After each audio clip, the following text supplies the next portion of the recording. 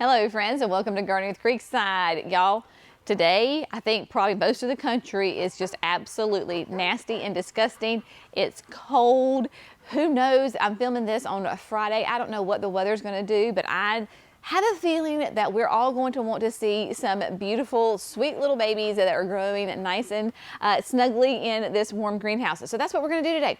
We're going to take a tour and do an update on the babies that are planted and how they are performing.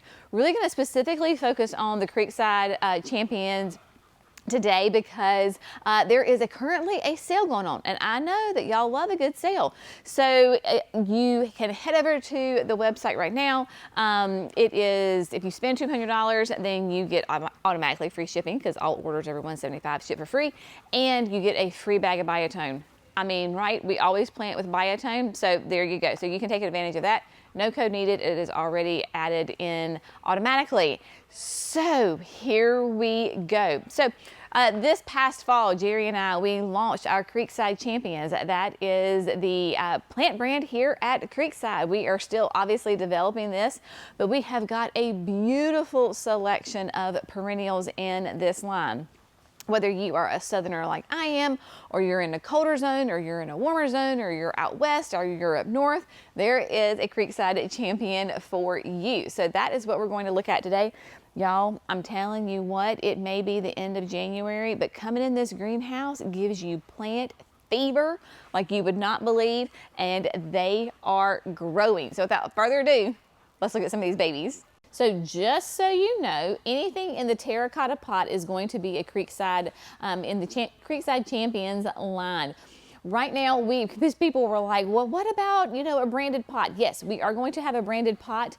There's been issues with that, and so some supply issues, so they are coming.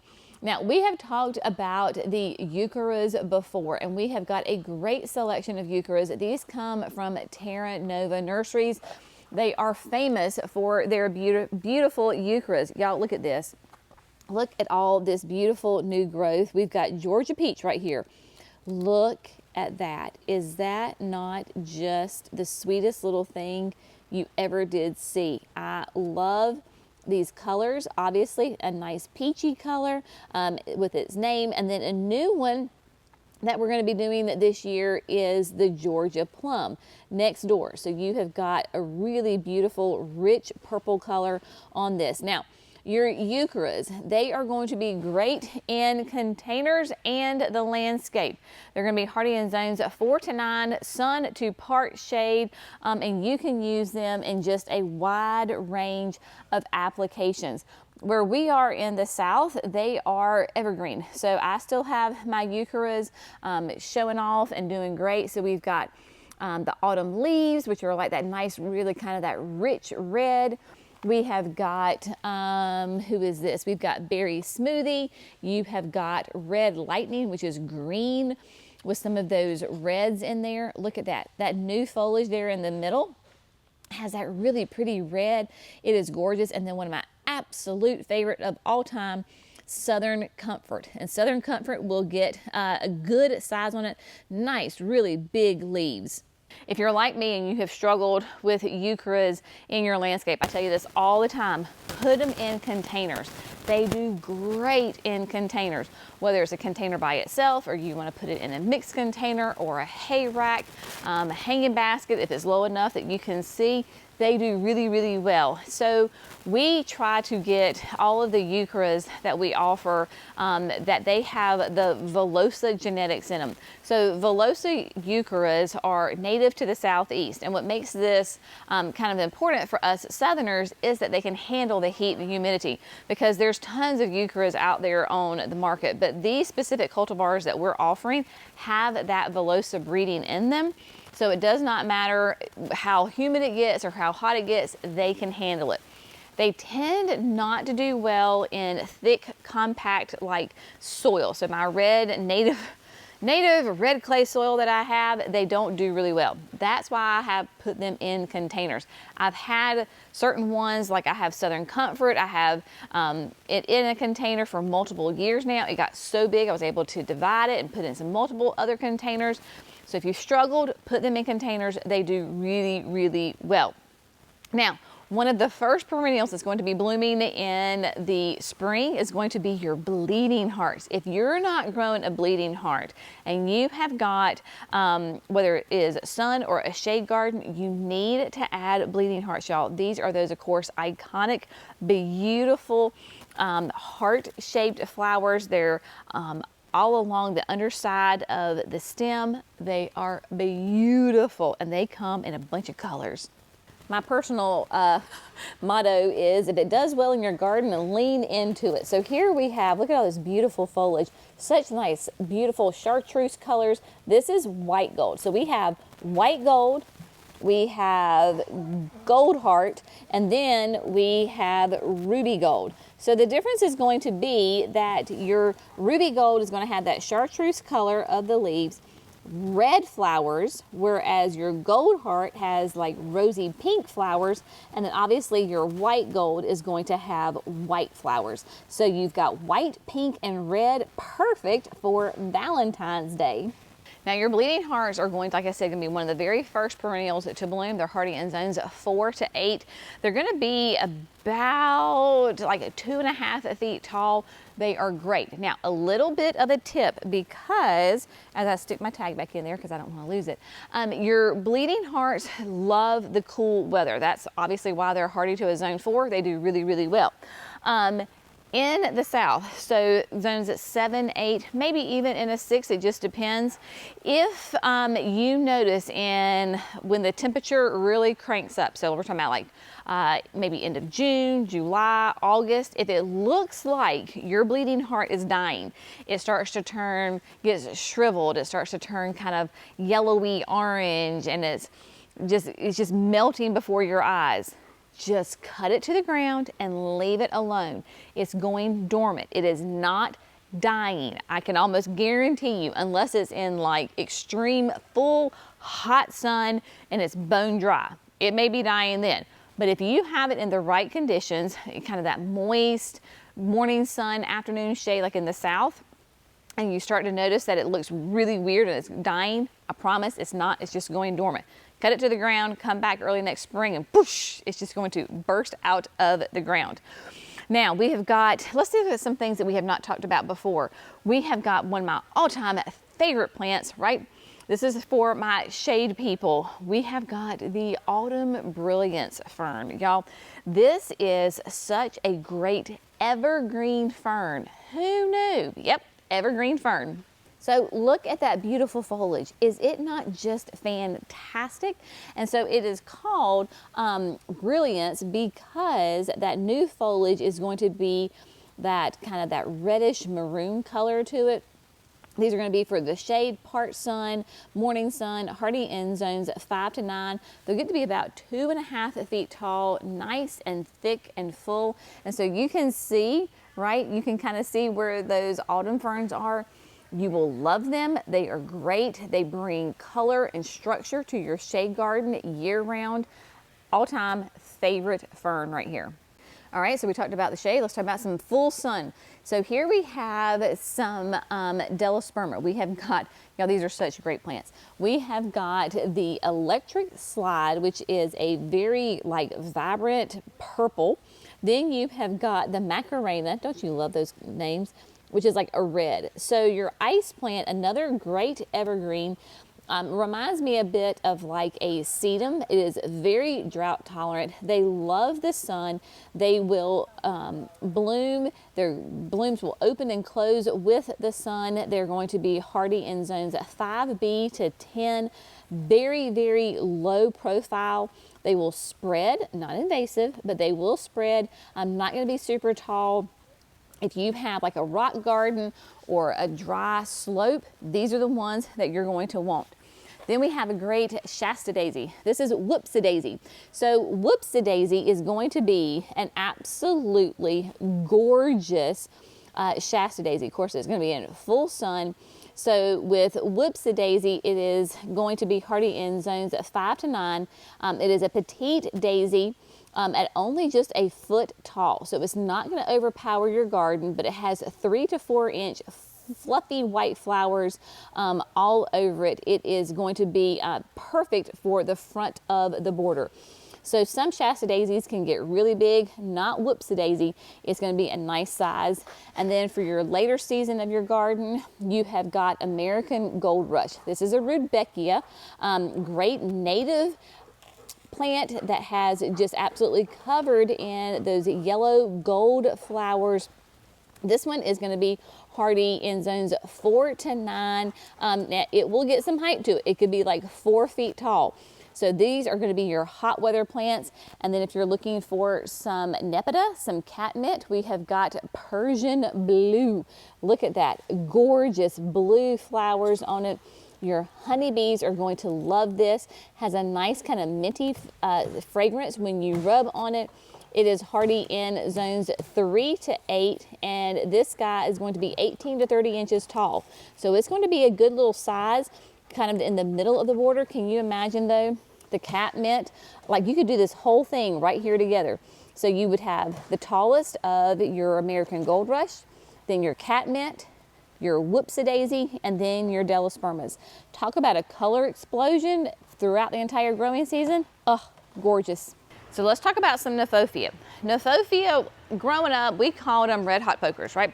So there was this massive plant.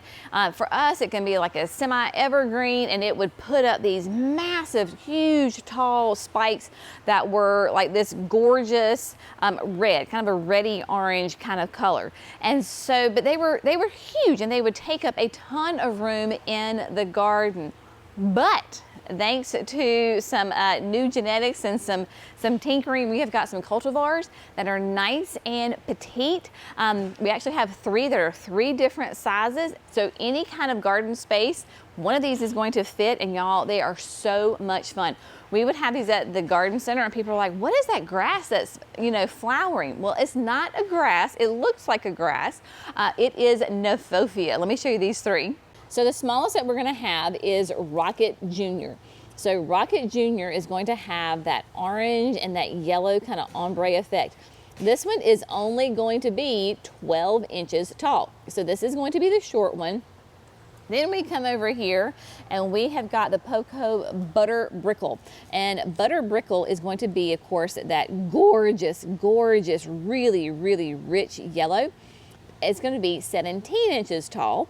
And then you come over to Pineapple Popsicle, which is a lighter yellow and a little bit of the cream to it. And it's going to be about 2 feet tall. These are hardy in zones 6 to 9, but your Kniphofia definitely needs the full sun. So again, I preach this all the time, y'all. Once you kind of figure out what is really like growing and blooming and thriving in your garden, and it is going to depend on your garden. Your next door neighbor's garden could be completely different. Case in point, my garden versus my mama's garden. We live about 200 yards away from each other, very close, right? So our climate is the exact same. We get the exact same amount of rainfall, the exact same amount of sun. Like literally, environmentally wise, we are the exact same. However, my gardens predominantly are full sun, and I have irrigation. Mama is dry shade underneath pine trees, right? No irrigation whatsoever. If she irrigates, then it's by hand. In her garden is completely different, like the different species of plants that she has versus what I have. She has found that Pulmonaria does really, really well in her garden. Pulmonaria is going to be obviously that more shade-loving perennial. It historically, the one thing they do have in common is that it's a low mounding plant. It will have variegated foliage to it, but the colors do change depending on the cultivar, and they will bloom in early spring. The colors will vary again depending on the plant.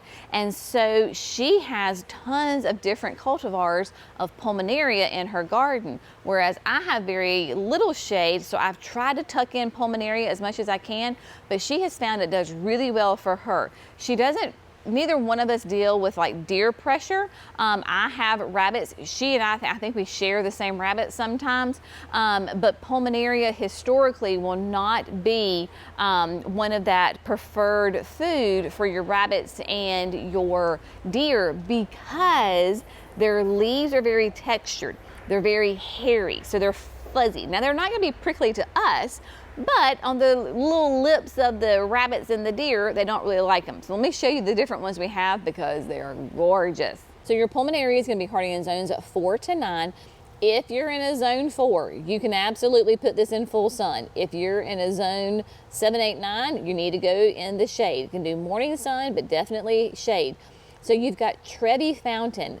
Y'all, look at this foliage. Is it not gorgeous? Really deep green. It looks like you splattered some paint on it. Or if you had like Clorox, you know, like if you messed up on your clothes and you splattered some Clorox, that's what it looks like. But you've got these purple and like pink flowers on it. Lovely. Then we come over here to the silver scimitar and look at the foliage on this. Completely different. Like look at those two, right? So it has predominantly all silver leaves on it. And it has these gorgeous like raspberry and deep purple flowers. Your size, this is going to be about 8 inches tall, 22 inches wide versus Trevi, which is 11 by 25. Roughly the same size on that. And then we come over here to Raspberry Splash. Now Raspberry Splash is going to be the one that is the most sun tolerant. And it also has the leaves on it are a lot more narrow and elongated. Still has the speckles on it, but a completely different shape of the leaf. I actually put Raspberry Splash in the newly renovated bed right there at the driveway and near our kitchen. So I've got these are going to be more in the sun. Terra Nova says this is going to be your most sun tolerant one. And then you have got shrimps on the Barbie. Y'all, shrimps on the Barbie. Mama has this in her garden and has had it for years. Look, so bigger splotches of the variegation on it. It is a gorgeous plant, and look, it's going to be a solid pink. Unbelievable. Hers are, because it can get 24 inches wide, hers are absolutely that big. They've been in there, I don't know, 5, 6, 7, 8, 9 years, like a long time. I don't know how long she's had them, but it's been a long time. And they are stunning in the spring. One of the perennials that y'all have absolutely flocked to is this, pun intended, flock of flamingos penstemon. Y'all have gone nuts over this plant just as much as I have, because look at those gorgeous flowers. So you get soft baby doll pink, a really rich pink, and of course penstemons love the sun. Now this is going to be for my more warmer climates in zones 7 to 9. It will get to be about 14 inches tall and 18 inches wide. This is such an amazing plant. I love it. And then if you want a penstemon that is a white, then we have got Pearl. So Pearl is going to be obviously a nice creamy white penstemon, and it's going to be about 10 inches tall, 12 inches wide, still hardy in zones 7 to 9. Now going for my southerners who have shade gardens. This is a fatsia. This is spider's web. And spider's web is going to have that beautiful variegation to it. It's not a ton of variegation right now because we're in the greenhouse and it's a little bit more protected with the UV.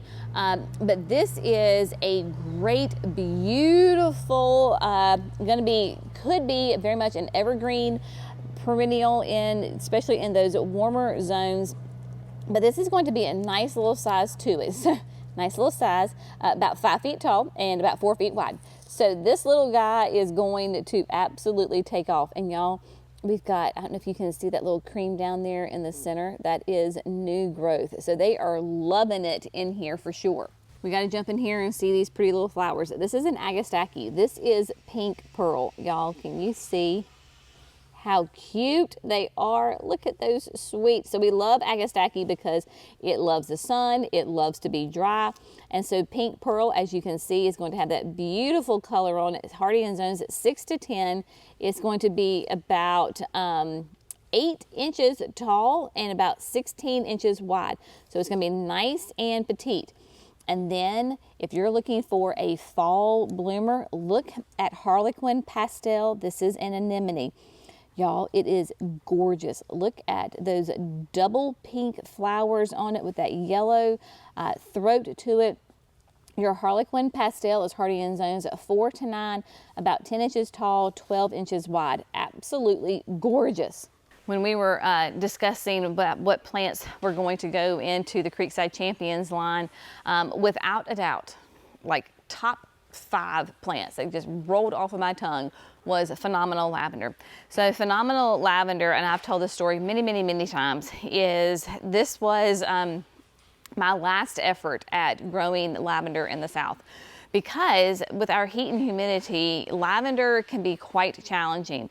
And so if you're in a desert environment, or you're in an environment that your nights get nice and cool and you're historically more dry, then maybe you're not familiar with the struggles that the rest of us have to deal with.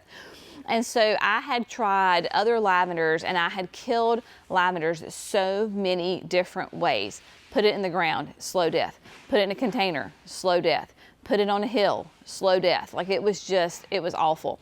And I was talking with a sweet friend, Kata, who at the time worked for Walter's Gardens. She's now moved back home to Austria. How dare she, I tell you.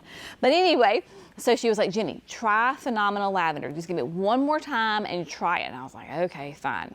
Well, lo and behold, it is truly phenomenal. It gets nice and big. Of course, it has all those classic characteristics of a lavender that we love. Blue, green, evergreen foliage. The flowers on it are unbelievable. The pollinators go nuts. It makes great dried lavender. So you can cut it, you can put it in bouquets, you can bring it in the house, you can let it dry. You can then strip it and put it in like little sachets. You can do whatever you want to with it. It is that classic lavender. And these plants are stunning. See, look at that. Are they not just beautiful? And of course, everything is in a quart-sized container. And this thing, oh, this is when we need to have smell-o-vision, because it is such a beautiful, healthy, lovely, can handle the heat and humidity of the South. Phenomenal lavender.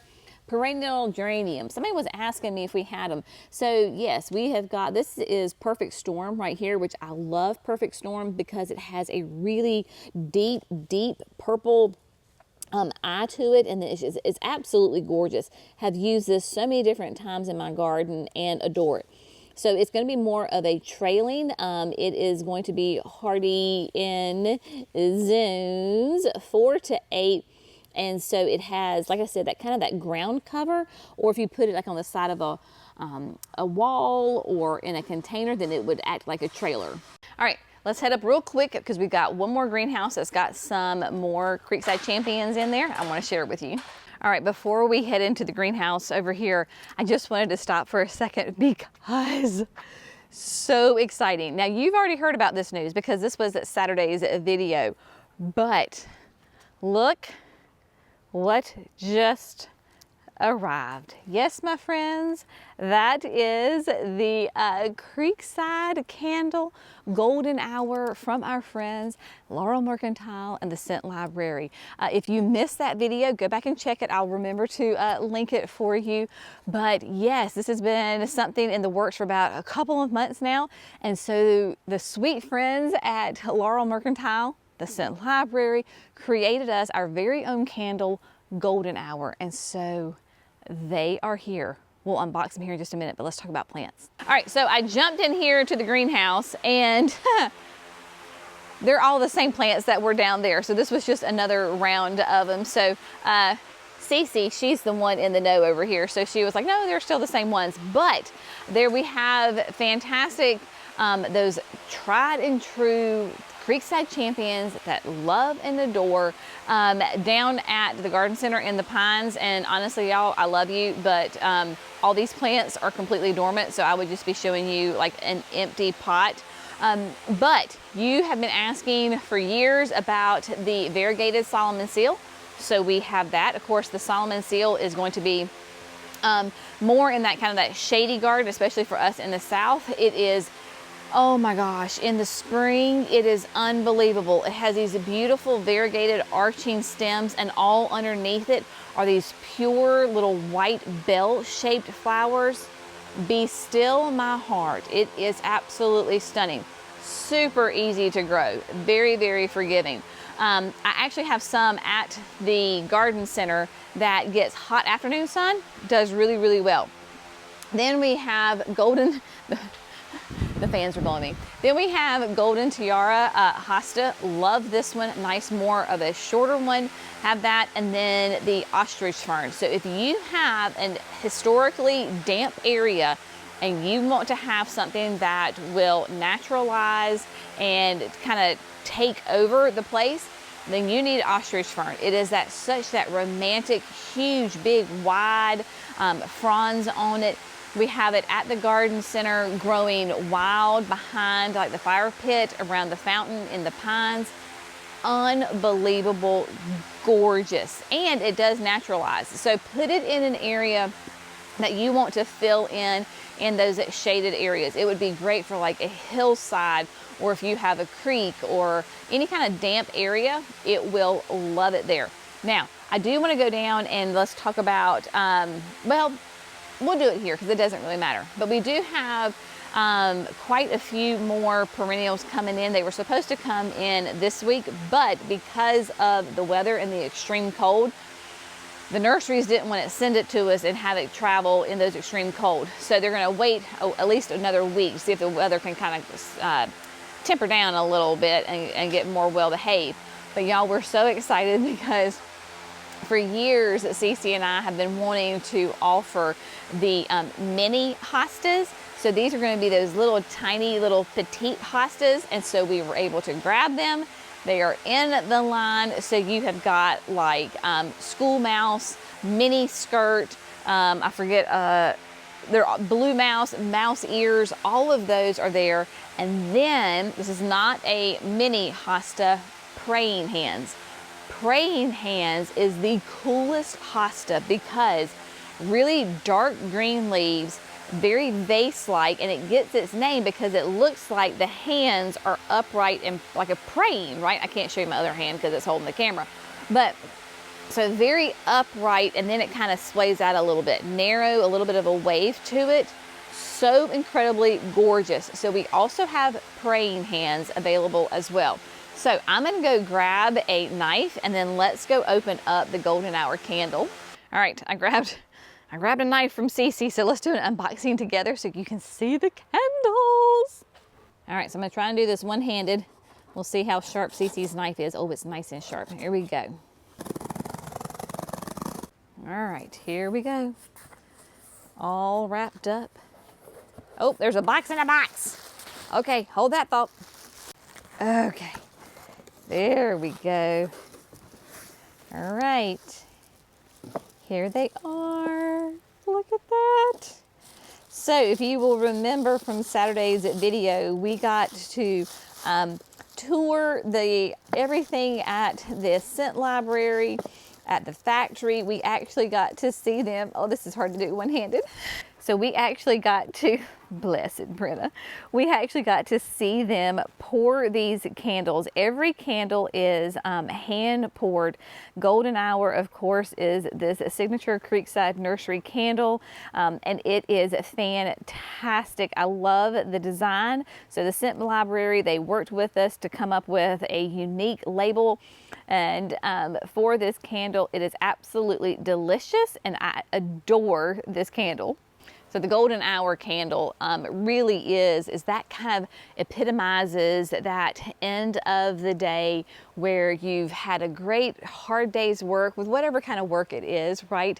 And you're starting to wind down, your family's all coming home, maybe you're getting supper together, or whatever it is, you've had a hot bath, you're putting on your pajamas, and the day is ending, and you light this candle, and it is just a great way to end the day. So we are super excited to have this available. And of course, thank you to Erin, her entire team at the Scent Library. Phenomenal people. If you ever get a chance, go down to Laurel. It is a great town to visit. They are so sweet and precious. But I want you to take advantage of, so the sale ends today. Now, I know you may be going, well, Jenny, you said, why are you only giving us a couple of hours notice? Well, y'all, this is why you need to be on part of the email. So the sale actually began, I think, on Thursday. So if you're part of the email list, then you get notified of all these great things. So head on over, take advantage of it. No code needed.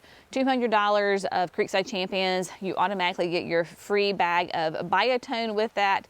And because all orders over $175 ship for free, so obviously you're going to get free shipping as well.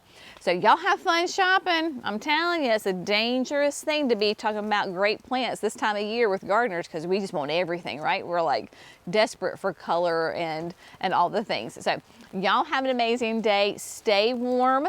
Take care of yourself and the people around you. See you in the next video. Bye, friends.